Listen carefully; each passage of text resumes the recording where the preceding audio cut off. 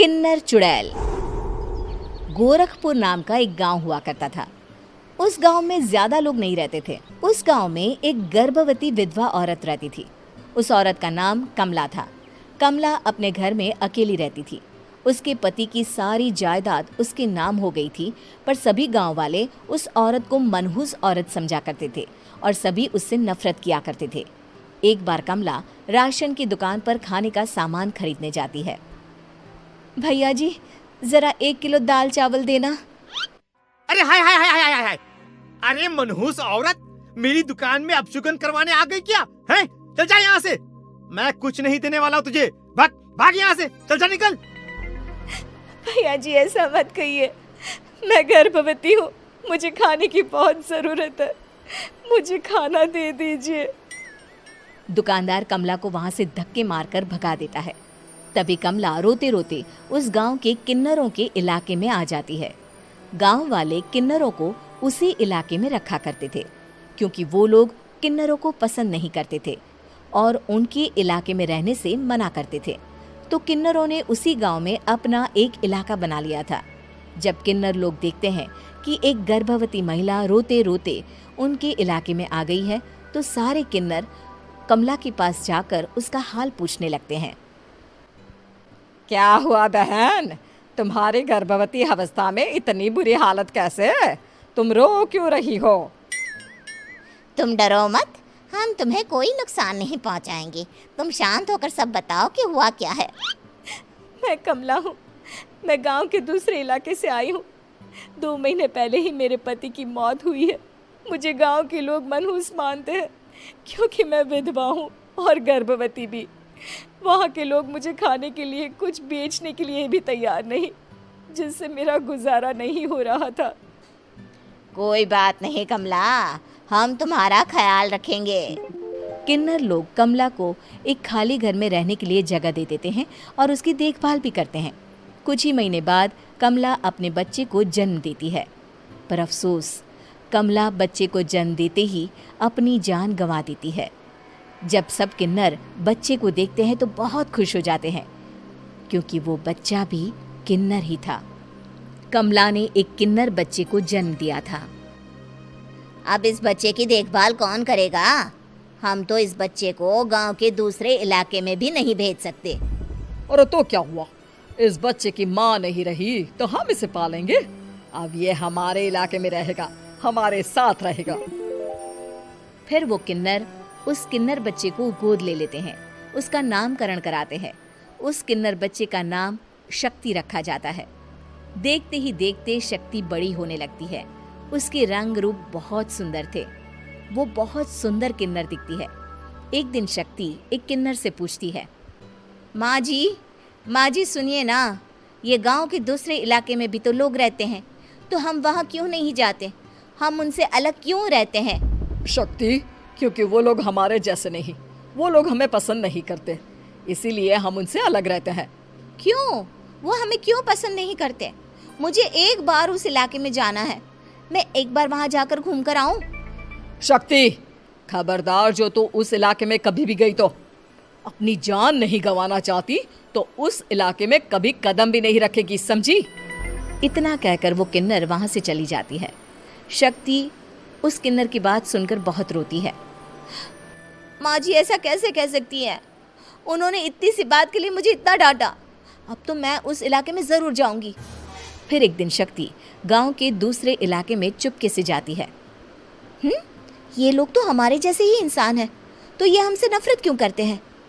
जब शक्ति उस इलाके में पहुंचती है तो गांव के सारे आदमी उसके रूप से मोहित हो जाते हैं। वो लोग ये अंदाज़ा नहीं लगा पाते कि वो किन्नर है।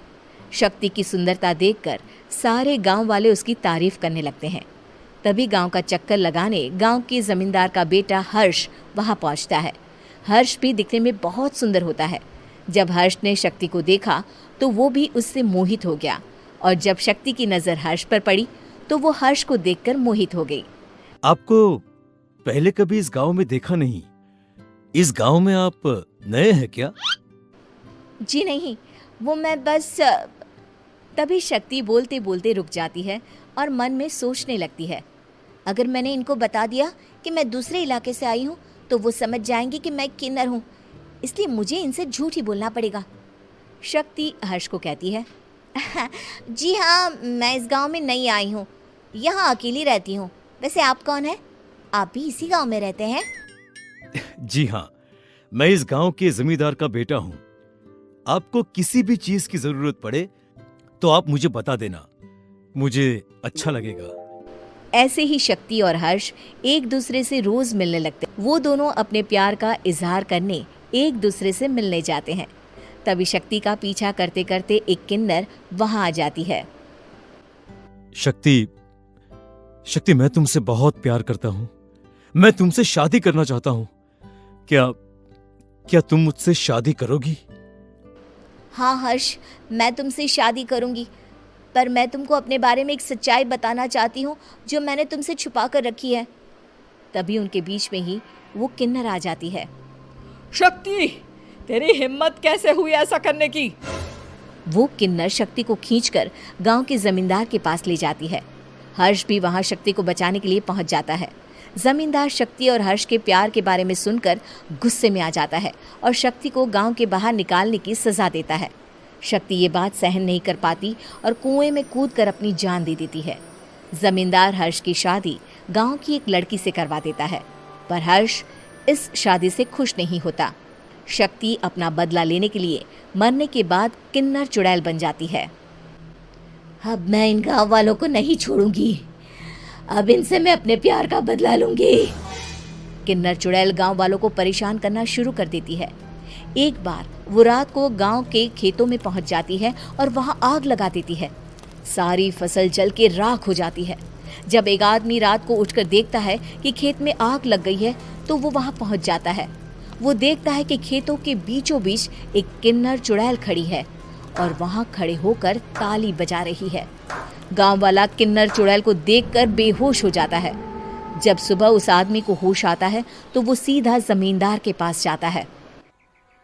अरे जमींदार साहब, अरे वो किन्नर चुड़ैल ने मेरी सारी फसल जला दी। अब मैं क्या करूंगा? क्या होगा मेरा? जमींदार चुड़ैल किन्नर का नाम सुनते ही सब कुछ समझ जाता है। अब वो बहुत डर जाता है। उसी रात को जब जमींदार डर के मारे अपने कमरे में सो नहीं पाता, तभी वहां अचानक से किन्नर चुड़ैल आ जाती है। किन्नर चुड़ैल जोर जोर से जमींदार के आगे खड़ी होकर हंसने लगती है और ताली बजाने लगती है। जमींदार उस डरावनी किन्नर चुड़ैल को देखकर बहुत डर जाता है। तूने मेरे साथ बहुत बुरा किया, अब मैं तुझे जान से मार दूंगी। नहीं नहीं नहीं नहीं नहीं, मुझे माफ कर दो, मुझे मत मारो। मैं कभी ऐसा दोबारा नहीं करूंगा। अब तुम जो बोलोगी वही मैं करूंगा। ठीक है, मैं चाहती हूँ कि किन्नर इलाका गांव के इलाके से जुड़े और गांव का कोई भी आदमी किन्नर समाज से द्वेष ना करे, उससे नफरत ना करे, नहीं तो मैं सारे गांव को मार दूंगी। और तुम गांव में एक नया कानून बनाओ कि अगर किसी ने भी किन्नर समाज को हानि पहुंचाने की कोशिश भी करी या इनसे भेदभाव करने की भी कोशिश करी तो उनको कड़ी से कड़ी सजा मिलेगी। हाँ हाँ हाँ हाँ, मैं ऐसा ही करूंगा। तुम जो बोलोगी वो मैं करूंगा, पर मुझे जाने दो प्लीज। तब वो किन्नर चुड़ैल वहां से चली जाती है। गांव का जमींदार किन्नर चुड़ैल का कहा मानते हुए दोनों इलाकों को एक कर देता है और नया कानून भी लागू कर देता है। तब से वहां किन्नर समाज और बाकी गांव वाले शांतिपूर्वक रहने लगते हैं।